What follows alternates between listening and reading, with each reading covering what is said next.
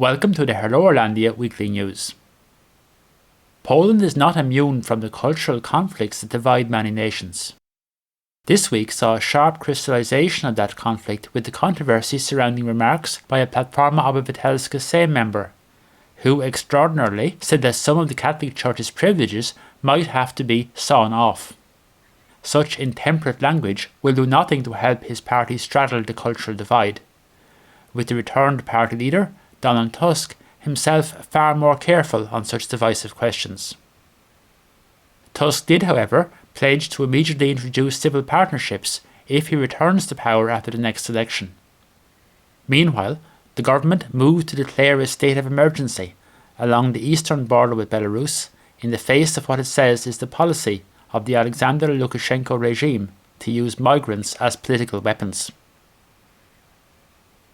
The main news stories over the past week have included political opponents Slate remarks by a Platforma Obywatelska Sejm member about sawing off Catholic Church privileges.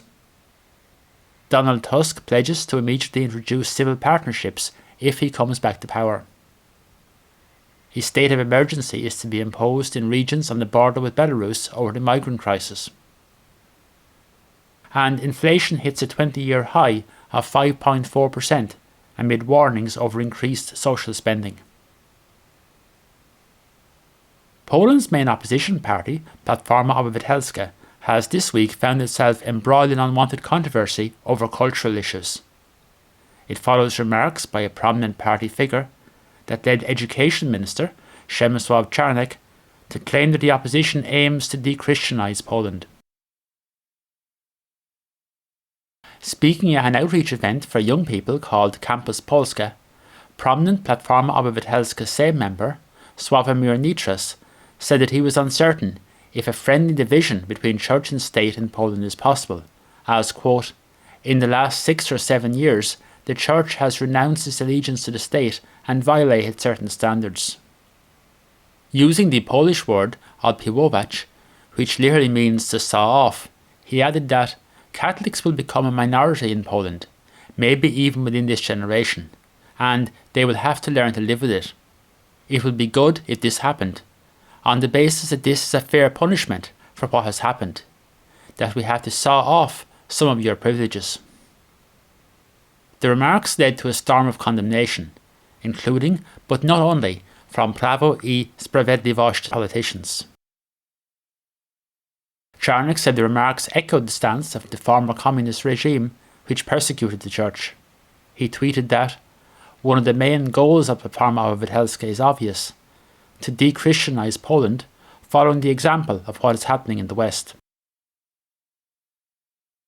Deputy Prime Minister Piotr Gliński told public broadcaster TVP that Nitras's foolish words would offend all people who are tolerant, who are for democracy and pluralism. The Archbishop of Kraków, Marek Jędraszewski, referred to 1930s Nazi Germany, saying, back then they also tried to saw Jews of their so-called privileges.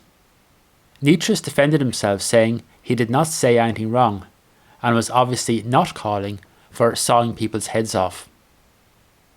The remarks, simply badly worded or not, will make it all the more difficult for Platforma Obywatelska to navigate a politically astute path through Poland's cultural divisions. At the same event, the party's new leader, Donald Tusk, said that introducing civil partnerships would be one of my first decisions if he heads the next government. Some LGBT activists criticised Tusk for not being willing to go further and support the introduction of gay marriage. Tusk said that he is more cautious than others in the party regarding what he described as these strong but necessary changes, because he realises that for many Poles it is still something that is not easy to accept. The crisis on Poland's eastern border with Belarus shows no signs of letting up. On Tuesday, the government said it had asked President Duda to declare a 30-day state of emergency in border regions of Podlaszka and Lubelskia, following hundreds of illegal border crossings into the EU, which Poland and the Baltic states claim are being orchestrated by the Alexander Lukashenko regime. Poland had already commenced building a barbed wire fence along the border to try to stop the influx of migrants from countries including Afghanistan and Iraq. Announcing the move, Prime Minister Mateusz Morawiecki said that the situation on the border with Belarus is a crisis and is still tense, and that Lukashenko's regime decided to push these people onto Polish, Lithuanian and Latvian territory in an effort to destabilise them. Poland has faced criticism from some human rights groups for not doing more for the migrants stranded at the border, with Poland arguing they are the responsibility of Belarus. Last Wednesday, the Border Guard said that since the beginning of August, their officers had detected 2,900 attempted illegal crossings of the border from Belarus into Poland. Over 2,000 such attempts were prevented, and nearly 900 illegal immigrants were arrested. Despite their otherwise strained relationship, Poland has received strong support from the European Commission over the migration issue. A Commission spokesperson said on Monday that this is an attempt by a third country to instrumentalise people for political purposes, which we strongly reject and describe as a form of aggression. Home Affairs Commissioner Elva Johansson commented that this area between the Poland and Belarus borders is not a migration issue, but part of the aggression of Lukashenko toward Poland, Lithuania and Latvia, with the aim to destabilise the EU. There are increasing concerns about the rising rate of inflation in Poland.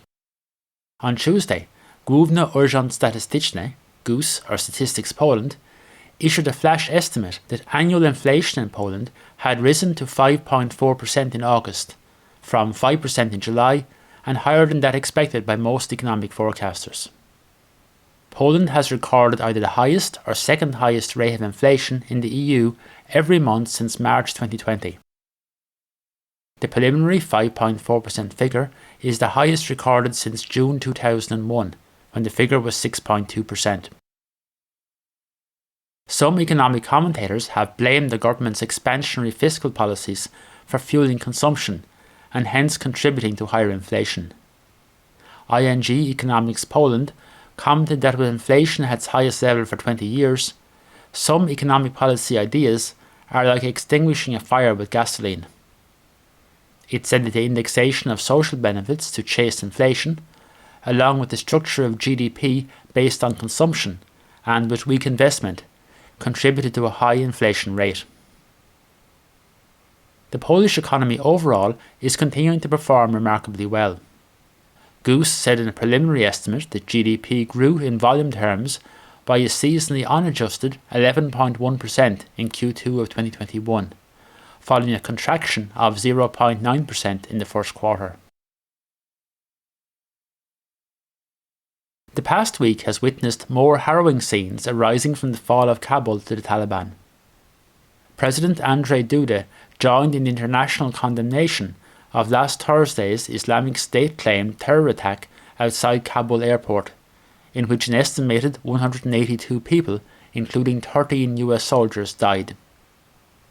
In a Twitter post, Duda said that, "I condemn in the strongest terms the heinous attacks at Kabul airport that resulted in dozens of casualties, including US Army soldiers, our allies. My prayers go to the families of those affected by this act of cowardice. Poland stands with our US and Afghani friends." Poland on Wednesday marked the 82nd anniversary of the outbreak of the Second World War on September 1st, 1939. President Duda attended commemoration ceremonies in the central Polish town of Wieleń, and Prime Minister Morawiecki attended ceremonies in Gdansk. The country has also marked the 41st anniversary of the 1980 Gdansk Accords, signed on August 31st, 1980. The agreement between the then communist government and striking shipyard workers enabled the establishment of Solidarność as the first independent free trade union in the communist bloc. In a message, President Andrzej Duda said that the events of August 1980 were a great triumph of freedom and solidarity, two ideals forming the core of the Polish national and state ethos. President Duda commented that Those taking part in the strikes at the time demanded respect for fundamental workers' rights, greater freedom, and a say in managing their enterprises, and above all, the possibility of creating free, independent trade unions. He added that those demands capture the essence of democracy. Nothing about us without us. Public broadcaster Polskie Radio has released a 2-CD album in honour of the forthcoming beatification in Warszawa on Sunday, September 12th, of the late Cardinal and Primate of Poland, Stefan Wyszyński, entitled Kardynał Stefan Wyszyński w służbie Kościoła I Ojczyzny. The album provides a documentary record of key aspects of Wyszyński's life, intermingled with major developments in the history of the Catholic Church and Polish nation. Serving as Primate of Poland from 1948 until his death in 1981, Wyszyński was famously imprisoned by the communist government between 1953 and 1956. Beatification is one step from being declared a saint. That's all for this week.